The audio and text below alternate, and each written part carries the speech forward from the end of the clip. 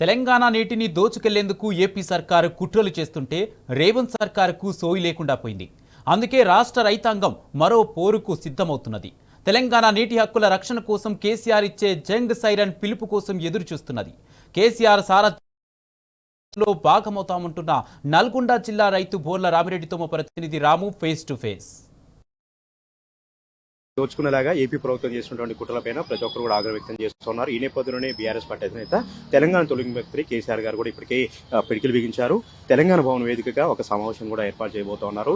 తాజాగా పాలమూరు రంగారెడ్డి సంబంధించిన ప్రాజెక్టుకి తక్కువ టీఎంసీలు నీటి ఒప్పుకునేలాగా డిపిఆర్ తయారు చేయడం, దానికి కేంద్రం ఒప్పుకోవడం, ఏపీ ప్రభుత్వం కూడా ఒత్తాసు పలకడం, ఇవన్నీ కూడా తెలంగాణ పైన జరుగుతున్న కుట్రలుగా అభివర్ణిస్తూ ఉన్నారు.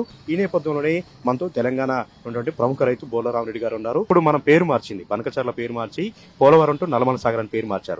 అదే పరిణామం, అవే డిపిఆర్లు, అవే నీటి ప్రవాహం, అదే టీఎంసీలు కూడా మనకు కనపడుతూ ఉన్నాయి. దీంతో పాటు పాలమూరు రంగారెడ్డి కూడా కుట్ర జరుగుతూ ఉంది. పాలమూరు రంగారెడ్డి కంప్లీట్ అయితే రంగారెడ్డి జిల్లా, మహబూబ్నగర్ జిల్లా, నల్గొండ జిల్లాలు సక్షమం అవుతాయి కదా. ఎందుకు ఈ శీతకు అనుభవిస్తూ ఉన్నారు? నీటి హక్కులకు సంబంధించి ఎందుకు ఇంత నిర్లక్ష్యం తెలంగాణ ప్రభుత్వానికి? ఇప్పుడున్నటువంటి గవర్నమెంట్ ఆంధ్ర గవర్నమెంట్కి అంటే చంద్రబాబు నాయుడుకి కానీ ఇటు కేంద్ర గవర్నమెంట్ మోడీకి కానీ తల వంచి పనిచేస్తున్నారు వాళ్ళు.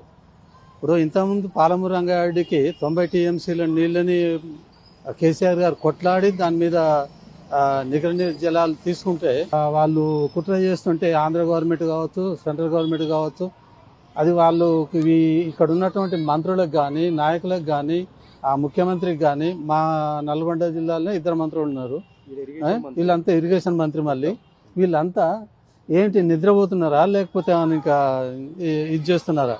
అన్ని నీళ్లు అంటే సిరిసగానికి 90 నీళ్ళకి 45 టీఎంసీలకి సిరిసగం తేడా. అన్ని నీళ్ళని వాళ్ళు అక్రమంగా కుట్ర చేసి వాళ్ళు లోపాయికారికంగా వాళ్ళు మాట్లాడుకొని నీటి దోపిడీ జరుగుతుంటే వీళ్ళని ఏమిటికి ఎన్నుకున్నట్టు మనము? ఎందుకు ఈ పరిపాలన? రైతులు కన్నగోస తీసి నీళ్ళ కోసం తీసుకుపోతుంటే ఆ నీళ్ళనే దోపిడీ చేపించి పక్క వాళ్ళకి ఇప్పటికే నాగార్జున సాగర్ నీళ్ళు మొత్తం వాళ్ళకే పోయినాయి. ఇప్పుడు పాలమూరు రంగారెడ్డి వాటా కూడా ఎండబెడుతున్నారు.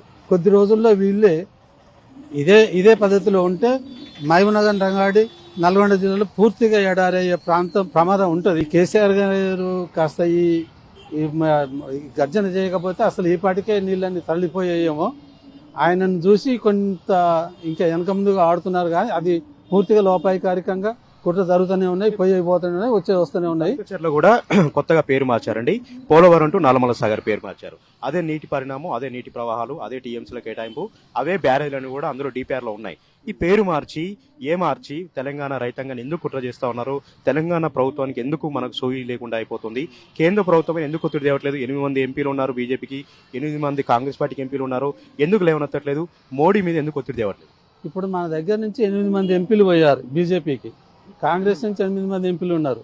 అంటే సగం జనాభా 8 ఎంపీలు గవర్నమెంట్, సెంట్రల్ గవర్నమెంట్ వాళ్ళు అన్నట్టే కదా.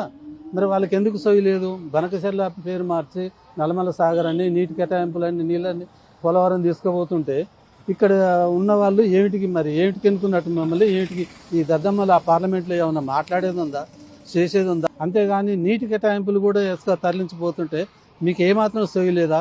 మోడీ, చంద్రబాబు నాయుడు చెప్పిన మాట వినాల్సిందే. ఆయన రేవంత్ రెడ్డి కూడా చంద్రబాబు నాయుడు వినాలి.